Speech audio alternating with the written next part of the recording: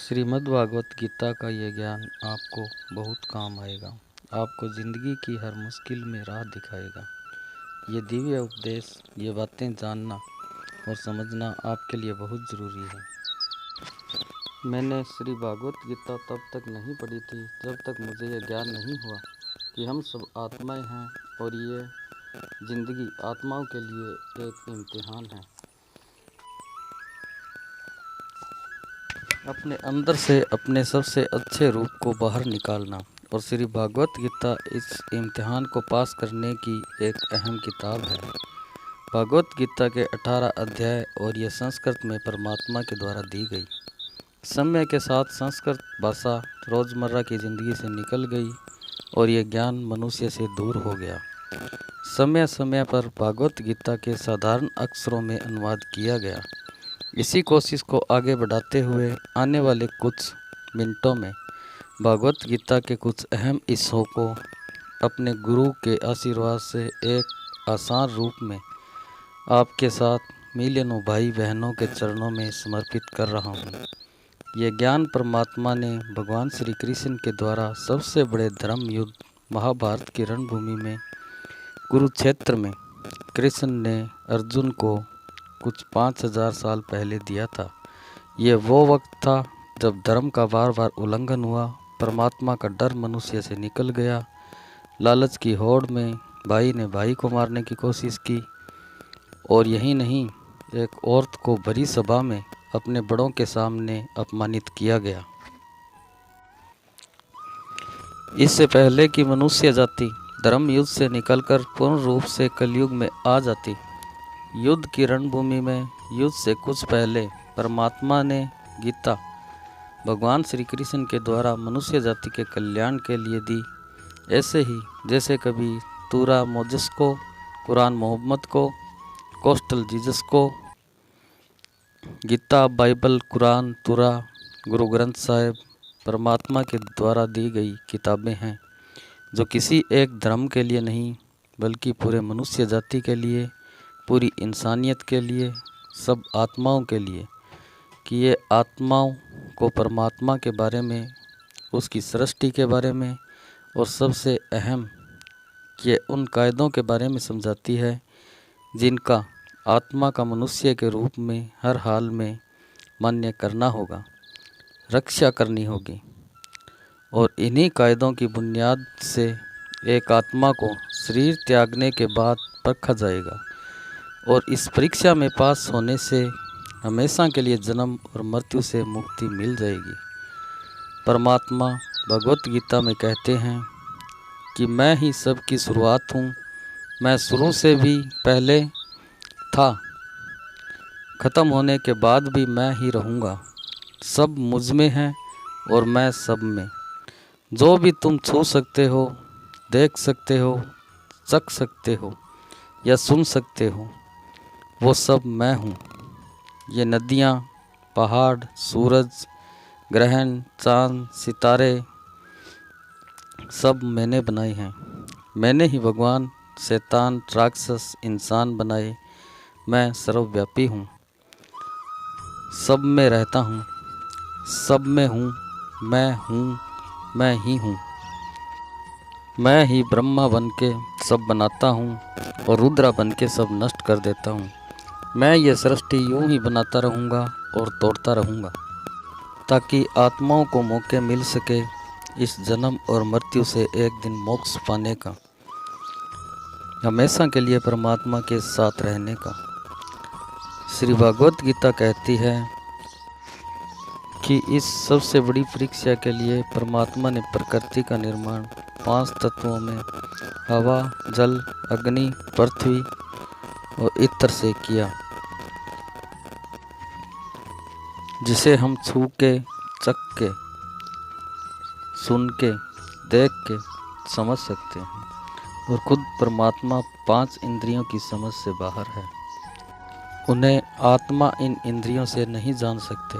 आत्मा 5 इंद्रियों के साथ वैसे ही रहती है जैसे लोहे का रोबोट, जिसे अपने बनाने वाले का कोई पता नहीं। अर्जुन को भी परमात्मा का घट रूप देखने के लिए भगवान श्री कृष्ण ने दिव्य नेत्र दिए थे। भगवत गीता समझाती है, आत्मा अजन्मी है, जिसे कोई मार नहीं सकता, कोई जला नहीं सकता, कोई डुबा नहीं सकता, कोई काट नहीं सकता। लेकिन आत्मा को परमात्मा के साथ हमेशा रहने के लिए परीक्षा रूपी जीवन में बैठना ही पड़ेगा। इस परीक्षा के लिए परमात्मा से बिछड़कर आत्मा को किसी न किसी रूप में पृथ्वी पर जन्म लेना पड़ता है। 88 करोड़ योनियों को जीने के और भोगने के बाद एक आत्मा को मनुष्य का शरीर और दिमाग मिलता है, सबसे बड़ी मर्यादा की परीक्षा में बैठने के लिए।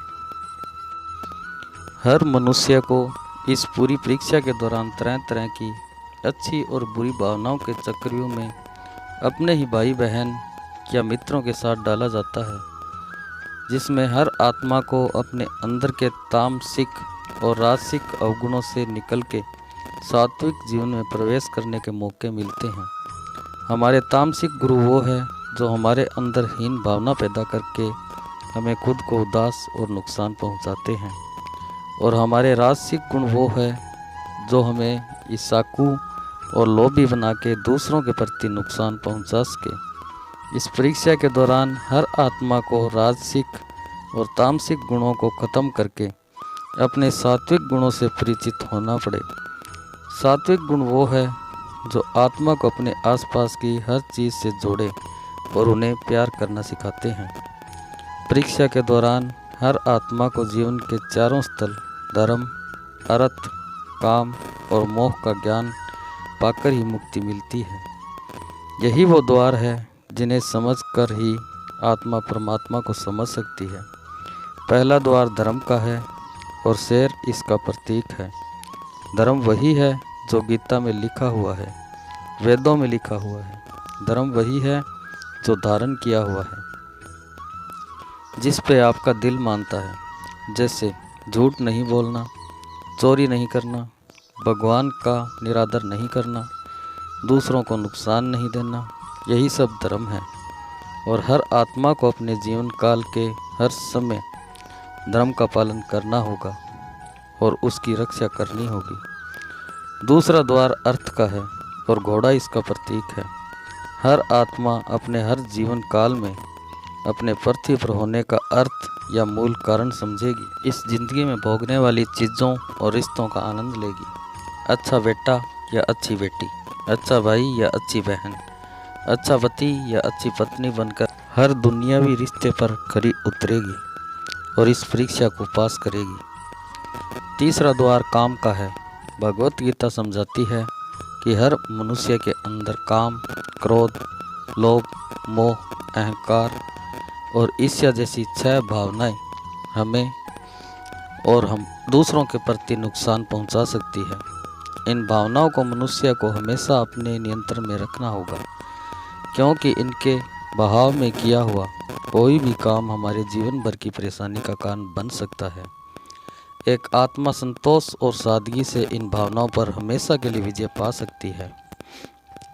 चौथा स्तंभ मोक्ष का है और हाथी इसका प्रतीक है। इस परीक्षा रूपी जीवन में हर मनुष्य हर समय कुछ इच्छाएं रखता है। कुछ इच्छाएं एक ही जन्म काल में पूरी हो जाती है, पर कुछ इच्छाएं अधूरी रह जाती है और इन्हें पूरा करने के लिए आत्मा को वापस पृथ्वी पर आना पड़ता है। भागवत गीता समझाती है कि हमारी इच्छा ही मूल कारण है हमारे पृथ्वी पर वापस आने का, और अगर हम कोई भी इच्छा ना रखें तो हम जीवन और मृत्यु से मुक्त हो सकते हैं। ये द्वार माफ़ी का भी है। जिन्होंने आपके साथ बुरा किया है उनको माफ़ करके, और जिनका आपने बुरा किया है उनसे माफ़ी मांग के मुक्ति पाई जा सकती है। जब तक आत्माएं इन चारों दरवाज़ों धर्म, अर्थ, काम और मोक्ष को समझ नहीं लेती, तब तक आत्मा को बार बार इस मनुष्य रूप में आना ही पड़ेगा। परीक्षा का समय खत्म होते ही आत्मा शरीर और अन्य सब वस्तुओं का त्याग कर देती है।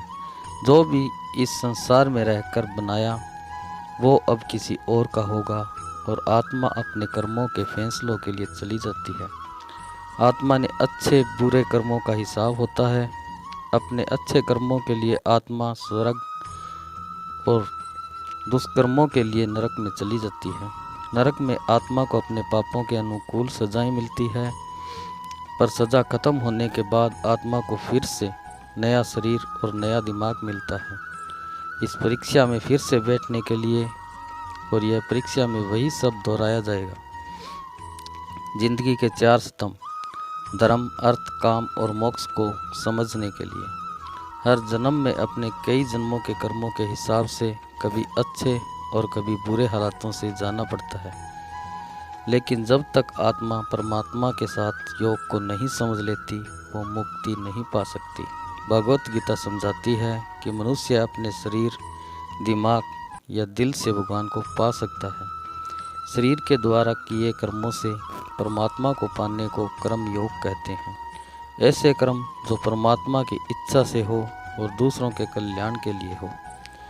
वाल्मीकि ने रामायण लिखी, श्रवण ने अपने माता पिता की सेवा की और उन्हें 4 धाम की यात्रा करवा के, मदर टेरेसा ने अपने प्यार और सेवा के माध्यम से, और मैडम क्यूरी ने वैज्ञानिक खोज में अपने जीवन का बलिदान देके अपने कर्मों द्वारा परमात्मा को पाया।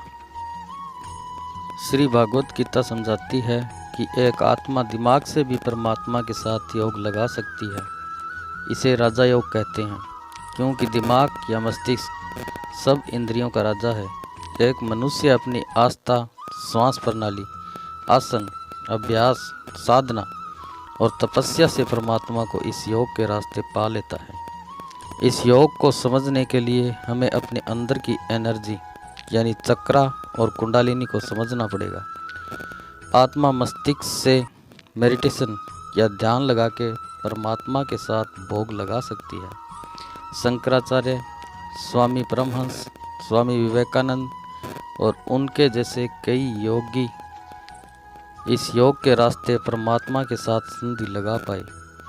परमात्मा भगवत गीता में कहते हैं कि अगर किसी आत्मा को धर्म ना भी समझ आए, योग ना भी समझ आए, पर अगर वो मेरी शरण में आ जाए तो मैं उसके सारे पाप माफ़ कर देता हूँ। परमात्मा को ऐसी दिल की गहराइयों से पुकार के पाने को भक्ति योग कहते हैं। चैतन्य महाप्रभु, मीराबाई और भगवान हनुमान इस योग के सबसे बड़े उदाहरण हैं। लेकिन कभी आत्मा अपने होने का मूल कारण भूलकर धर्म का उल्लंघन करे या पाप के रास्ते पर निकल जाए तो उसे ठीक करने के लिए परमात्मा खुद किसी रूप में पृथ्वी पर जन्म लेते हैं। आइए श्री भगवत गीता, वेद ग्रंथ, तुरा, बाइबल या ऐसी किसी भी धार्मिक किताब को पढ़कर जिंदगी के असली मायने समझें और परमात्मा के साथ योग लगाएं। अगर आपको यह पसंद आया तो इसे औरों के भी बांटिए, ताकि सब आत्माएं अपनी पृथ्वी पर होने का मूल रूप समझ सके और जन्म और मृत्यु से मुक्ति पाकर हमेशा परमात्मा के साथ रह सके। जय श्रीमद् भागवत गीता। जय श्री कृष्णा। जय श्री राधे राधे।